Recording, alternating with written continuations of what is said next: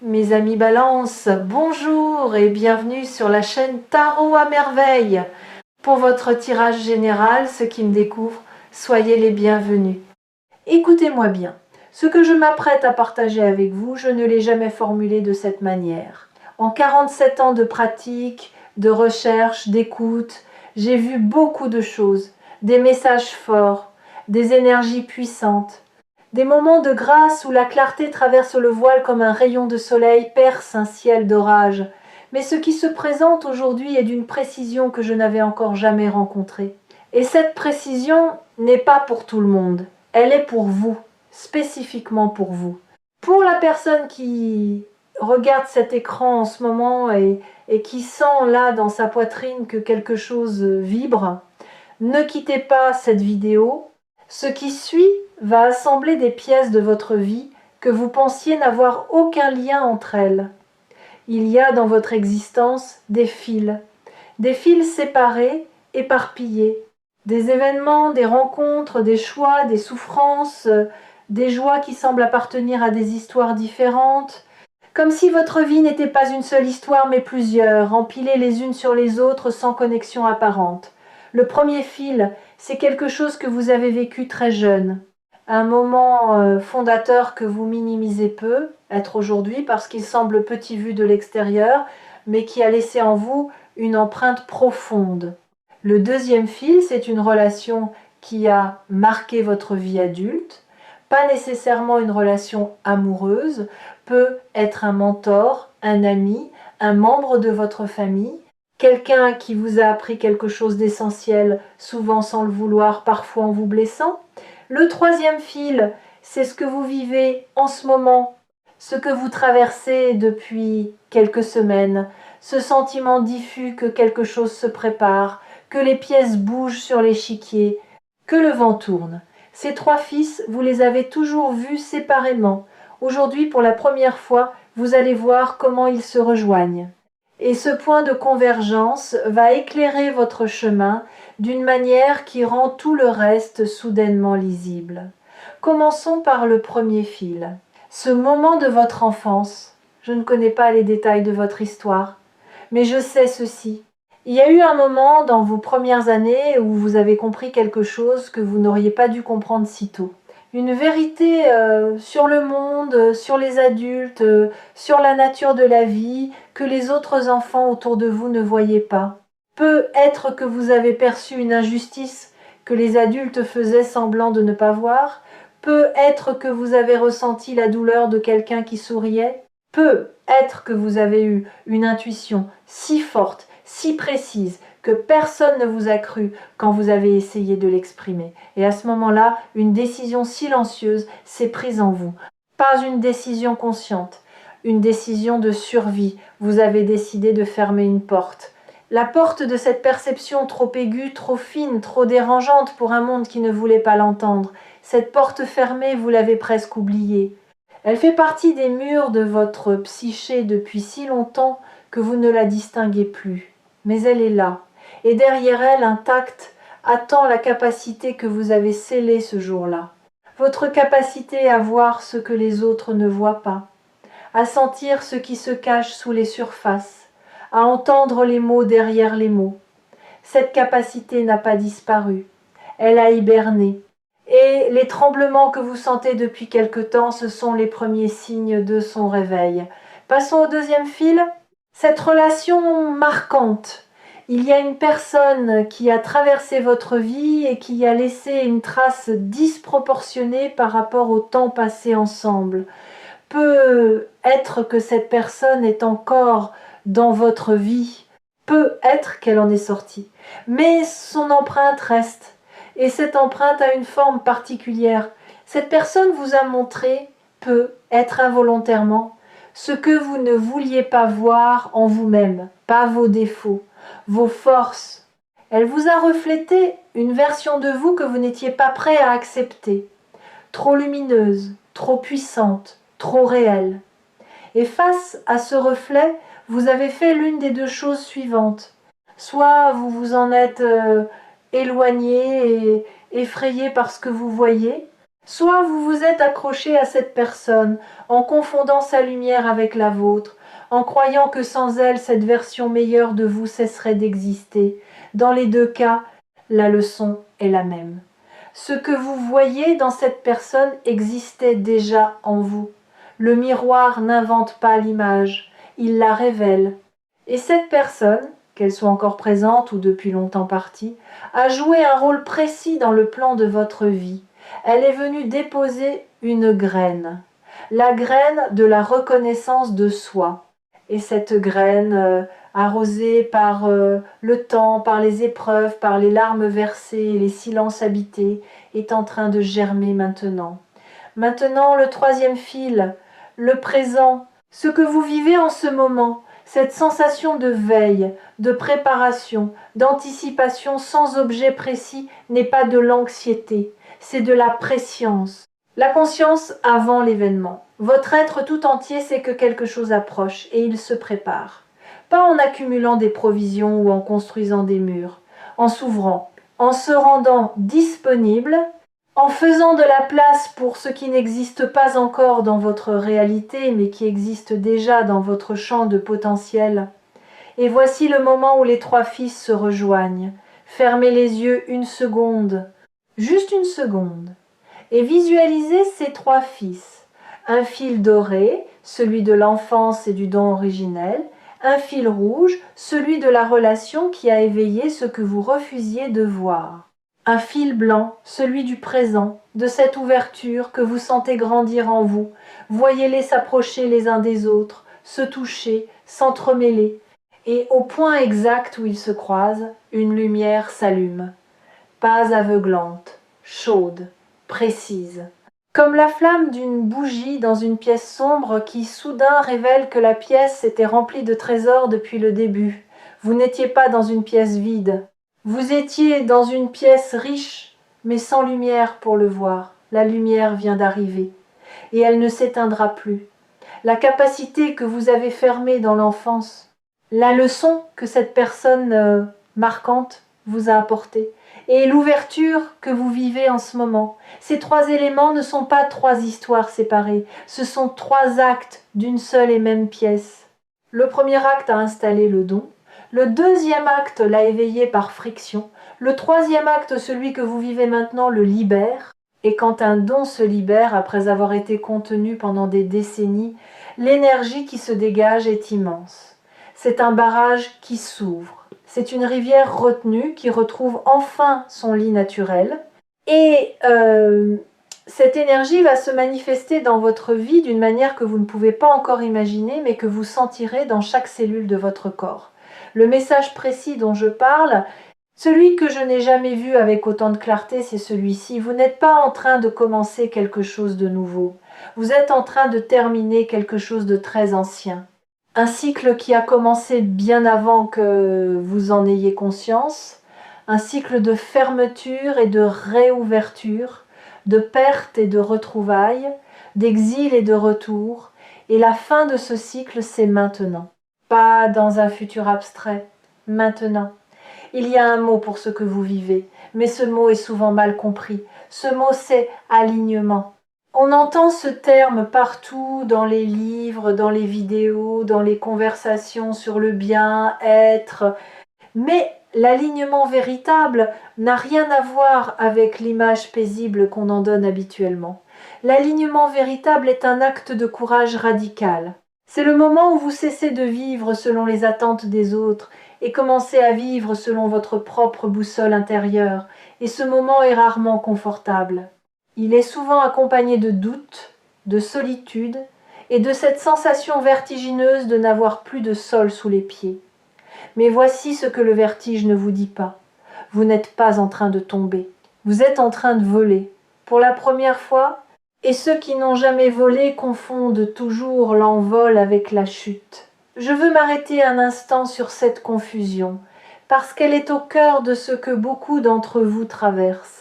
Vous sentez que quelque chose se détache, que des certitudes qui vous portaient depuis longtemps perdent leur solidité, que des repères familiers deviennent flous.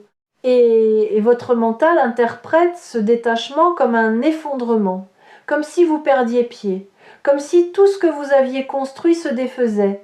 Mais ce qui se défait, ce ne sont pas vos acquis, ce sont vos limitations, ce ne sont pas vos forces qui vacillent, ce sont vos chaînes qui se desserrent. Et quand des chaînes se desserrent, il y a toujours un moment de déséquilibre. Ce moment où le poids que vous portiez disparaît soudainement et où votre corps, habitué à compenser, titube. Ce n'est pas de la faiblesse, c'est le premier instant de liberté. Et la liberté, au début, ressemble étrangement au vide. Vous avez peu être aussi remarqué que vos priorités se réorganisent d'elles-mêmes. Des choses qui vous semblaient essentielles il y a quelques mois vous paraissent aujourd'hui secondaires. Des préoccupations qui occupaient tout votre espace mental se sont réduites, comme des meubles trop encombrants qu'on aurait poussés contre les murs pour libérer le centre de la pièce. Et dans cet espace central libéré, quelque chose de neuf émerge. Pas encore totalement formé, pas encore nommable, mais présent, vivant, palpable. Comme une musique qu'on entend à travers un mur et dont on ne distingue pas encore la mélodie, mais dont on perçoit le rythme. Ce rythme, c'est le vôtre, votre rythme propre. Celui que vous aviez abandonné pour marcher au pas d'une cadence qui n'était pas la vôtre. Quelque chose dans votre environnement va changer, pas parce que l'environnement décide de changer, mais parce que vous, en changeant, allez modifier la manière dont votre environnement réagit à votre présence. Les conversations vont prendre une profondeur nouvelle. Les regards vont durer une fraction de seconde de plus. Les portes que vous poussiez en vain vont commencer à céder, non pas parce qu'elles étaient verrouillées, mais parce que vous ne les poussiez pas avec la bonne énergie. L'énergie de celui qui force est différente de l'énergie de celui qui sait, et vous commencez à savoir. Ce savoir n'est pas intellectuel. Vous ne pourriez pas le mettre dans un livre ou l'enseigner dans une salle de classe. C'est un savoir corporel, cellulaire, le genre de savoir qui vous fait prendre une décision en 3 secondes là où vous auriez hésité pendant des mois, qui vous fait dire une phrase exacte au moment exact sans l'avoir préparée, sans même comprendre pourquoi ces mots-là sont sortis de votre bouche, qui vous fait sentir avec une certitude absolue que telle direction est la bonne. Même quand toute la logique du monde vous dit le contraire, ce savoir c'est votre don, celui que vous avez fermé enfant, celui que cette personne a effleuré sans le savoir, celui qui se déploie maintenant avec une clarté sans précédent. Si vous êtes tombé sur cette vidéo de tarot à merveille, demandez-vous pourquoi, parmi les millions de vidéos disponibles, et c'est celle-ci que vous regardez. Demandez-vous pourquoi ces mots précis, dans cet ordre précis, résonnent en vous comme s'ils avaient été écrits pour vous. La réponse est simple et vertigineuse à la fois parce qu'ils l'ont été. Pas par ma volonté, par ce mouvement mystérieux qui fait que les bons messages trouvent les bonnes oreilles au bon moment. Vous étiez censé être ici, en ce moment, avec ces mots dans votre esprit et cette sensation dans votre cœur. Maintenant, parlons de ce qui change. Parce que le titre de cette vidéo dit que cela change absolument tout. Et je pèse mes mots. Ce qui change n'est pas une circonstance extérieure, c'est la grille de lecture. C'est le prisme à travers lequel vous regardez votre vie. Imaginez que pendant des années, vous ayez regardé le monde à travers un verre teinté de gris. Pas noir, pas opaque, gris. Suffisamment transparent pour fonctionner, pour avancer, pour vivre, mais gris. Drainant les couleurs de chaque expérience, atténuant les joies, amplifiant les peines. Et ce matin ou cette nuit ou dans quelques heures, ce verre va tomber, pas parce que quelqu'un vous l'enlève, parce que vous en avez plus besoin, parce que vos yeux intérieurs sont enfin assez forts pour supporter la lumière directe, et cette force, vous ne l'avez pas acquise en un jour. Vous l'avez construite sans le savoir, à chaque épreuve traversée, à chaque deuil accompli, à chaque fois que vous avez choisi de vous relever alors que tout vous invitait à rester au sol. Chaque levée a été un entraînement. Et maintenant, vos yeux sont prêts.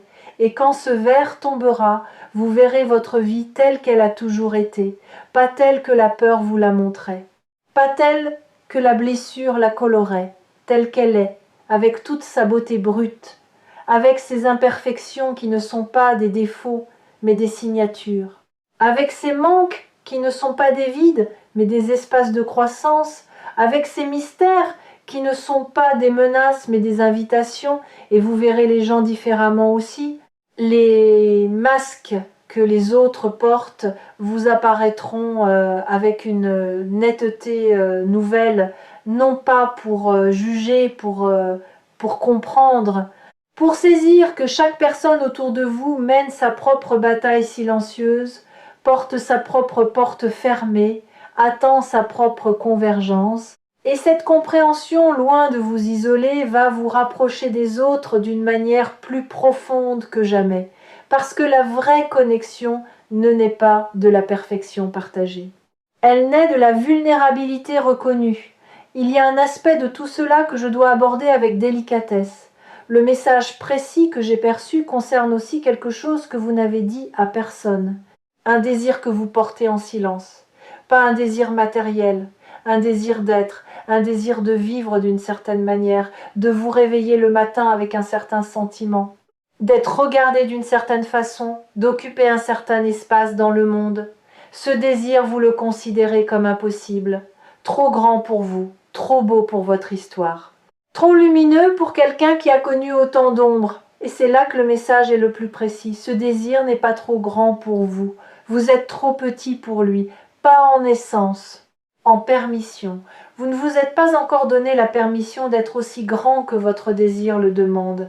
Vous vivez dans un espace réduit, un espace que vous avez dessiné vous-même en fonction de ce que vous pensiez mériter, et ce dessin est devenu votre prison dorée, confortable, familière, mais étroite, terriblement étroite pour l'être que vous êtes en train de devenir. Le message d'aujourd'hui vous dit « redessinez les murs, poussez-les, abattez-les s'il le faut ». L'espace que vous occupez dans le monde doit correspondre à l'espace que vous occupez dans votre propre cœur. Et votre cœur, lui, n'a pas de mur. Savez-vous ce qui se produit quand un être humain cesse enfin de se contenir, quand il arrête de rétrécir pour entrer dans les cases que le monde lui propose?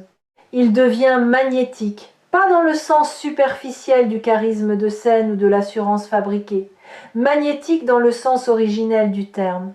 Il attire à lui ce qui lui correspond et repousse naturellement ce qui ne lui correspond pas, sans effort, sans stratégie, par simple résonance.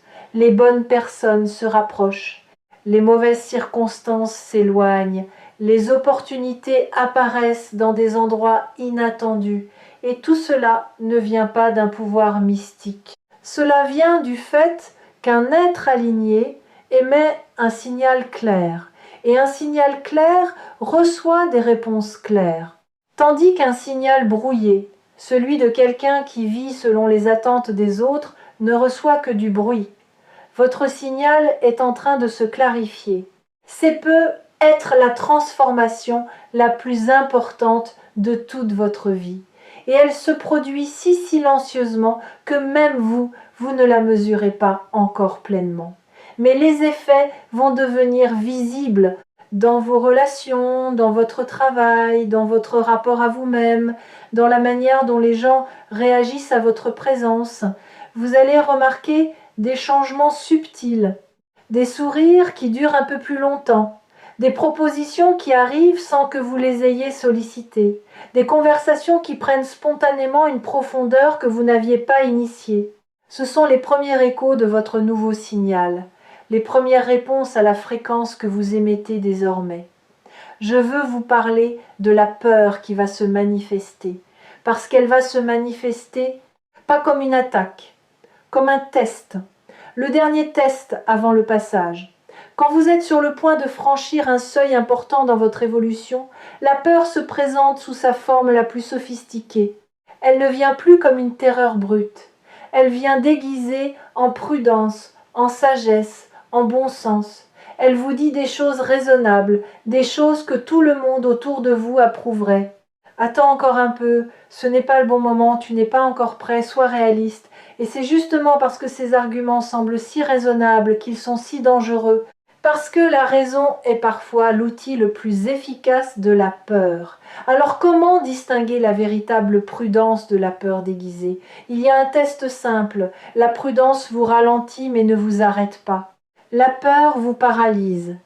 La prudence dit « allons-y doucement ». La peur dit « n'y allons pas ». Si ce que vous ressentez face à une décision est un ralentissement, c'est de la sagesse. Si c'est un blocage total, un mur de rationalisation qui s'empile sur lui-même pour justifier l'immobilité, c'est la peur. Et face à la peur, la seule réponse qui fonctionne n'est pas le combat, c'est la traversée. On ne vainc pas la peur en la combattant, on la dépasse en marchant à travers elle. Et de l'autre côté, toujours, se trouve exactement ce que la peur essayait de vous empêcher de rejoindre. Ce qui se passe dans votre vie en ce moment est le résultat de 47 ans de pratique concentrés en un seul point de clarté, et ce que cette clarté révèle est limpide. Les fidèles de tarot à merveille savent reconnaître les moments où un message les traverse plutôt que de simplement les effleurer. Et ce message-ci traverse, il va profond, il touche des couches que vous protégiez depuis longtemps. Laissez-le faire son travail. Il y a quelque chose que je veux que vous fassiez après cette vidéo, pas un rituel compliqué, pas une méditation de 2 heures, quelque chose de simple mais de profondément significatif. Trouvez un moment de silence, 5 minutes, peut être ce soir, peut être demain matin avant que le monde ne se réveille. Et dans ce silence, posez-vous une seule question, pas à votre mental, à votre cœur. La question est celle-ci. Si je n'avais peur de rien, qu'est-ce que je ferais dès demain? Ne cherchez pas la réponse, laissez-la venir. Elle viendra peu, être sous forme de mots, d'images, de sensations, peu, être pas pendant le silence lui-même, mais après, sous la douche, en conduisant, en pleine conversation avec quelqu'un. Elle surgira au moment où vous ne l'attendrez plus, et quand elle surgira, vous la reconnaîtrez immédiatement. Pas parce qu'elle sera spectaculaire, mais parce qu'elle sera vraie, d'une vérité qui ne nécessite aucune justification, qui se suffit à elle-même, qui tient debout sans argumentation. Cette réponse est le prochain pas le grand plan, pas la stratégie sur 10 ans. Le prochain pas, un seul. Et ce seul pas, posé avec conscience et courage, contient en lui tous les pas qui suivront. Comme un gland contient un chêne entier. Comme un premier mot contient un livre entier. Le potentiel total de votre transformation est concentré dans ce geste unique que vous ferez quand la réponse vous aura trouvé.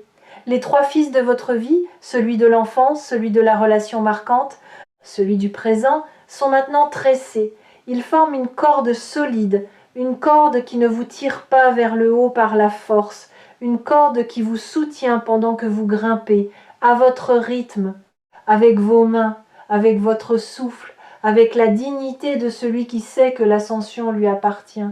Personne ne peut faire ce chemin à votre place, mais personne ne peut non plus vous empêcher de le faire, pas même vous. Parce que le mouvement est lancé, le barrage est ouvert, la rivière coule, et une rivière ne remonte pas à sa source. Alors cessez de douter de ce que vous ressentez. Cessez de chercher des confirmations extérieures pour ce que votre intérieur hurle déjà. Cessez de demander la permission à ceux qui n'ont pas accès à votre carte. Votre carte est unique, votre chemin est unique. Et le message d'aujourd'hui, le plus précis que j'ai jamais perçu, vous confirme que vous êtes exactement là où vous devez être pour que la suite se déploie.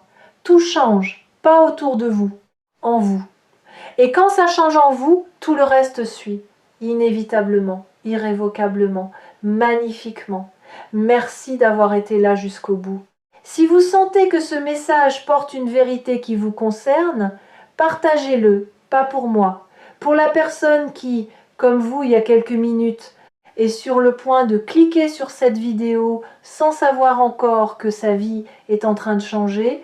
Et n'oubliez pas que Tarot à merveille sera toujours là quand vous aurez besoin d'un rappel.